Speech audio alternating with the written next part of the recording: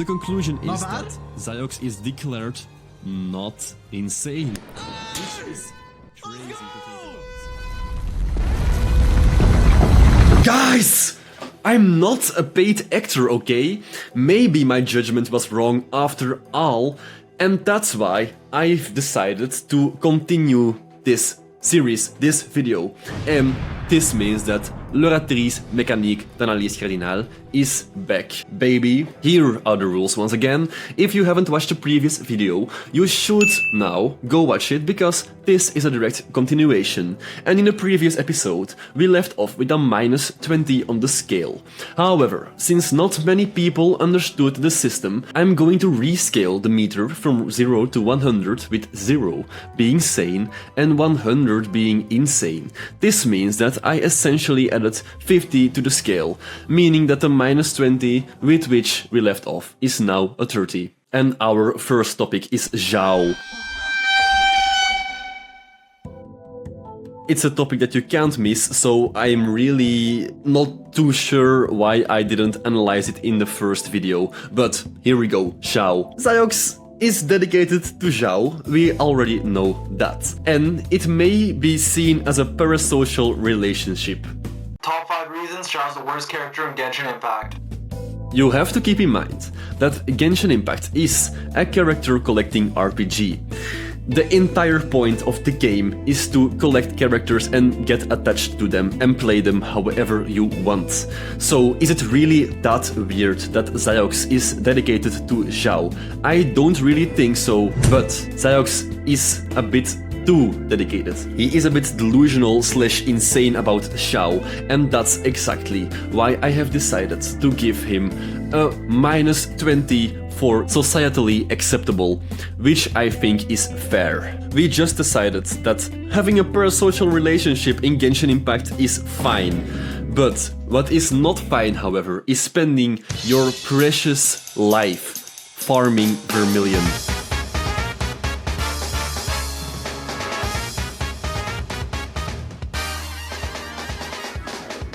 If you can remember the previous video, then you already know that I made an extensive analysis of Zyox's resin spending habits.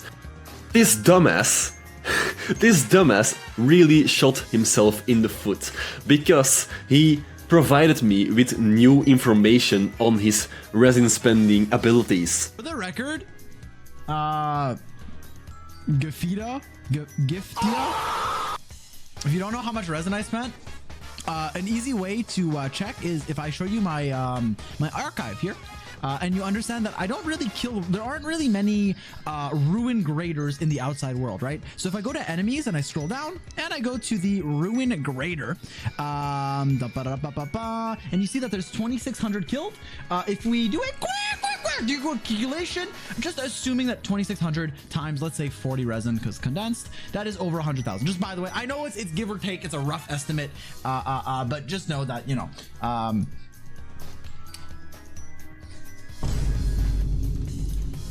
it's a lot of resin.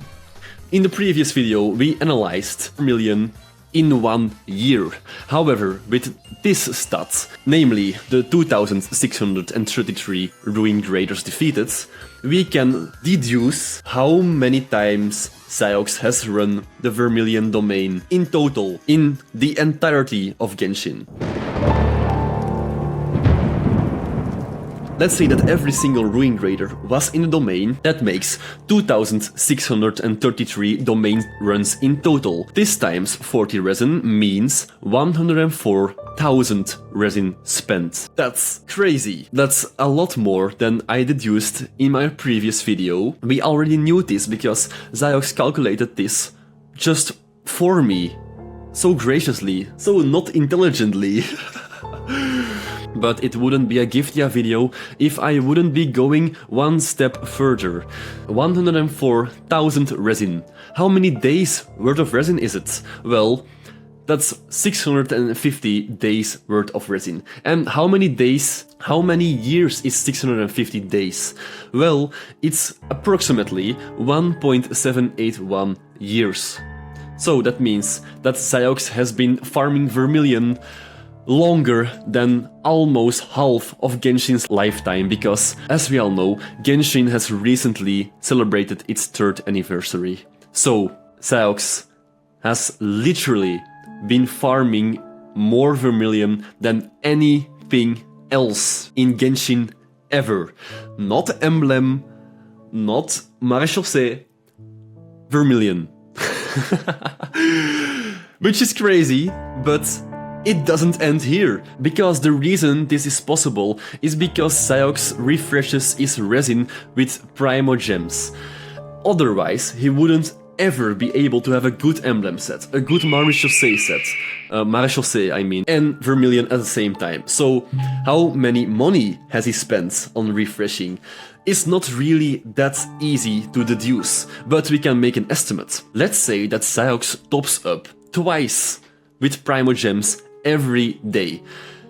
This is a pretty rough estimate, but pretty generous because the first and the second top up are the least expensive top-ups you can get, because they only amount to 150 Primogems, which is less than 1 pull. But doing this every single day, and even with the inclusion of fragile resin and transient resins, still makes for a lot of money. Let's say 150 Primogems spent every day. Since Zyox is a content creator, it is likely that Zyox often purchases the most expensive Genshin Impact top-up bonus since it has the most value, that being the offer of $99.99, which amounts to 6,480 Primogems. This means that the daily resin refill costs Zyox $2.314 on average. And if we assume that around 30% of all Vermillion runs is with top-up resin, we have 159 days farmed with top-up resin, which means that 451.23 is spent on Vermillion runs. That's a lot of money. That's probably more money than the entirety of Zyox's stream setup. And the funniest thing is that he still doesn't have a good goblets or flower in Vermillion. So, $451.23 is already pretty damn bad. But it doesn't end here, my friends. Because what's even more valuable than money is time. And let's say that every single domain run is 2 minutes. Which is true, by the way, because I went to check. And runs are often met with death, complaints about artifacts, and or co-op shenanigans, because Zyox likes to run his artifacts in co-op, which is fine, but it always takes longer than 1 minute. That's just how it is. Let's say 2 minutes on average. That means 2,633 times 2, which is 5,266 minutes. This is 78.77 hours, which comes down to 3.66 days spent in Vermillion. 3.66 days spent in a domain. And to every single person who doesn't think that this is much, let's compare a bit. So let's say I want to play a game. What's a great game that a Genshin player would play? Let's say Persona 5. It's a great game, but it's a really long one. 79.5 hours in length, approximately. Zyox could have almost played the entirety of Persona 5 instead of farming Vermillion. At the time of making this video, Zyox probably could play the entirety of Persona 5 in Vermillion. But let's say that I don't want to play a game, I want to watch a series. Let's say that I want to watch Attack on Titan, which has recently concluded. AOT takes around 1 day, 12 hours and 15 minutes to watch. So Zyox could have watched AOT 2 times instead of grinding Vermillion. But it doesn't end here, because assuming that every single episode of One Piece takes around 20 minutes, if you are skipping openings and endings, and recaps, then Zyox could have watched 236.3 episodes of One Piece in this time. This is around 1/4 of One Piece at this moment, and that's a lot of time. So to every single person who still thinks that this is not really that long for you, because it really is long. And I hope that this really did convince you that Zyox has spent an delusional amount of time in Vermillion. And honestly, I don't really think that the oratrice mécanique d'analyse criminale is going to be that fond of these facts. So let's see what the oratrice mécanique d'analyse criminale is thinking about this. That's exactly what I was thinking. Degenerated behavior plus 50. And right now, we can see that on the oratrice mécanique d'analyse criminale, Zyox is leaning towards insanity.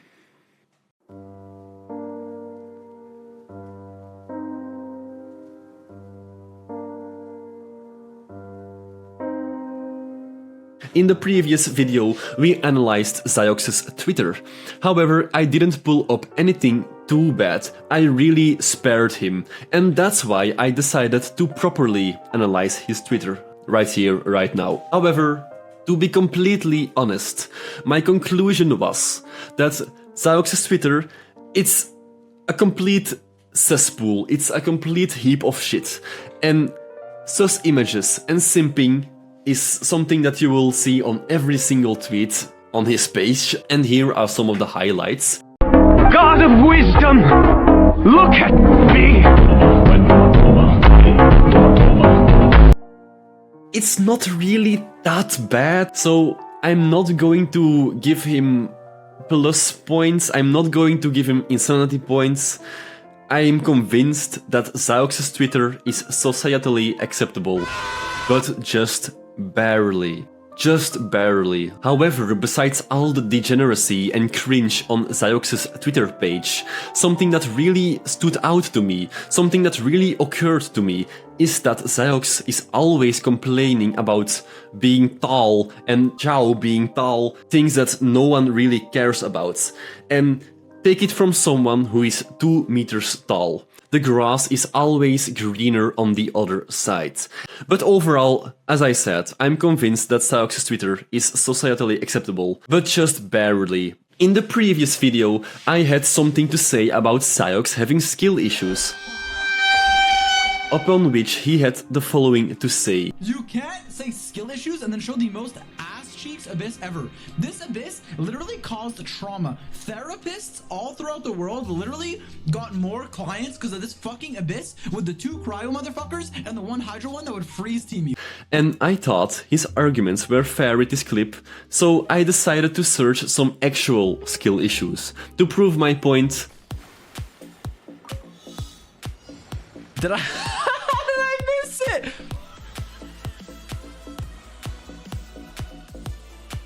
Dude, are you fucking kidding? I don't know why I'm Okay, we're good, we're good. This part I can't miss.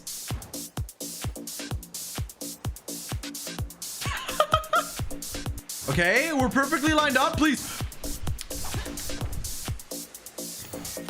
However, I do not believe that having skill issues is necessarily a bad thing. Yes, it does say something about a person, but it can also be traced back to not being overly sweaty about playing a certain game, and thus enjoying it for what it is. And that's the reason why I think that the oratrice is going to give a positive judgment for this one. Societally acceptable, -20. My dear viewers, and maybe Zyox viewers, before passing judgment, before reaching the conclusion, I would like to go over a bonus category, that being the sanity of not Zyox, but the Zyox watchers, the Zyox viewers. That's right, you! The viewers aren't escaping unscathed either. You are lucky that there is no meter for you, because comments such as these would without a doubt result in degenerated behavior judgments on the oratrice. And now for the long-awaited conclusion. Is Zyox insane or is Zyox sane? As we can see, Zyox has a standing of 20 on the oratrice mécanique.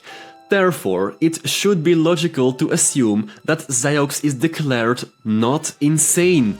However, Before we start to celebrate, let's hear the official declaration of the oratrice mécanique d'analyse cardinale.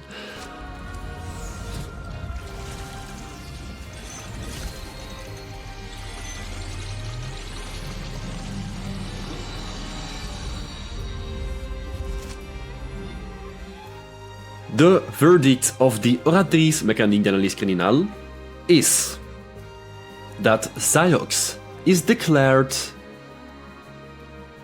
not insane. I'm sorry, dear viewers, but it seems that even with these categories, Zyox cannot be considered insane. And that's exactly why Irina, what brings you here? I see. Now that's understandable, actually. It seems that we have a misunderstanding amidst ourselves. It seems that the oratrice has based Zyox's judgment on an extra category, that being, and I quote, his extreme case of negative risk.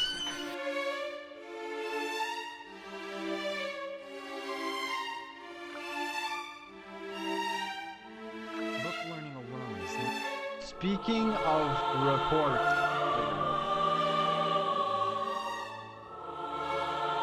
how's the weather? As